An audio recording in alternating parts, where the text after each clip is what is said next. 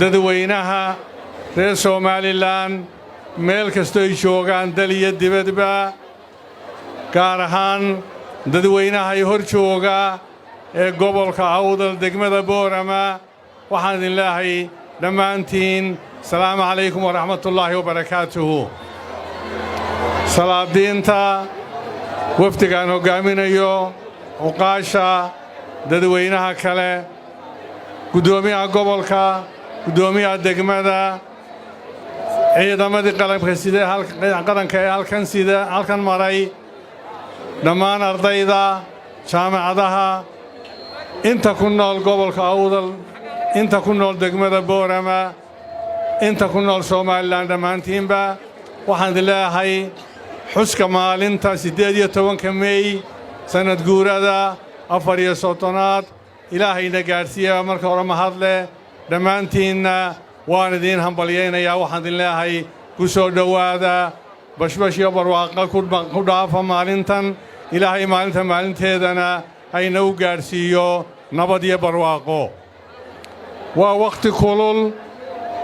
ilaahay waxaan ka baryanaa aamiin dhaha in ilaahay cirka inaga arsaaqo ilaahay samada inoo liso noloshu waa biyo haddii raxmadda la waayana nolol ma jirto walaalayaal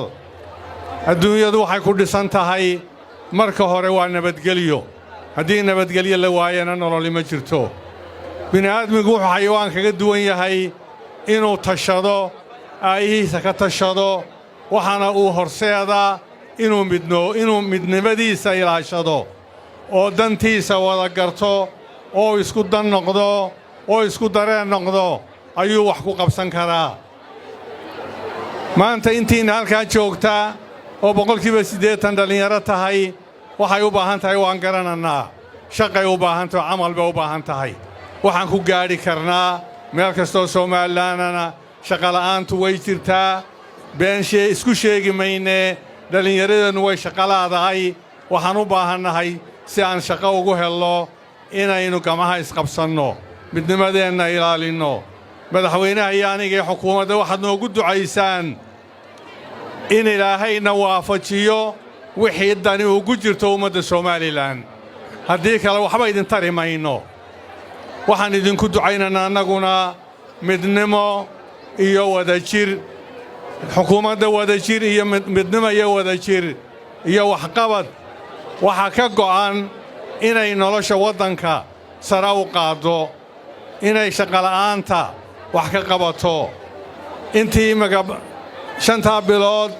ee la joogay xukuumaddu joogtay waxaa la hirgalay noloshu waa biye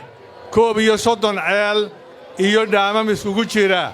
baa la hirgeliyey gobolka Awdal oo kaliya 6 ceel baa la dhamaystiray oo maanta laga cabayaa wadooyinkii waa laga hadlay wax walba horumarku wuxuu ku xidhan yahay laakiin walaalayaal inaan gamaha isqabsanno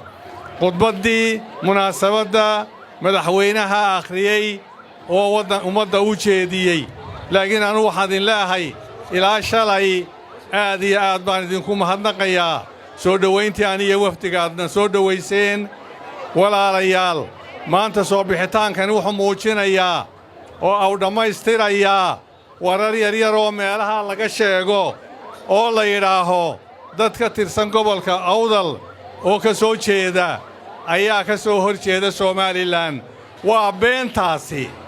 beentaasi cid ka soo hor jeeda Somaliland oo ku abtirsata gobolka Awdal meeshuu maraya isagoo ha maro laakiin kama tirsana ummadda Somaliland gobolka Awdalna midnimada Somaliland iyo horumarkeega ayuu taagan yahay waad muujiseen allah idin karaameeyo ilaahay idinkii munaasabadda dambe ee 35 guurahana sidaa iyo si ka badan ayaanu xusi doonnaa ilaahay waxaan baryanaa inuu dhulka inaga arsaaqo ilaahay waxaan ka baryanaa inuu samada inaga arsaaqo ilaahay waxaan ka badnaynaa midnimada Somaliland iyo amnigeega inuu inoo taam yeelo ilaahay waxaan ka baryanaa inuu ina waafajiyo wixii khayr ku jiro ee danteennu ku jirto waxaan salaamayaa bahda saxaafadda meel kastoo ay joogaan gaar ahaan inta awdal joogta siiba intay hor joogtay magaalada booramaanta joogta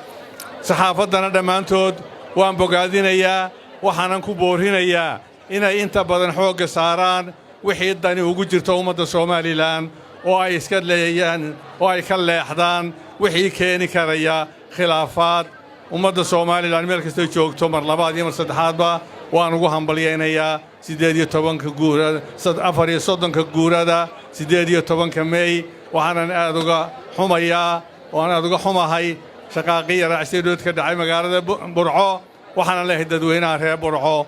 war midnimada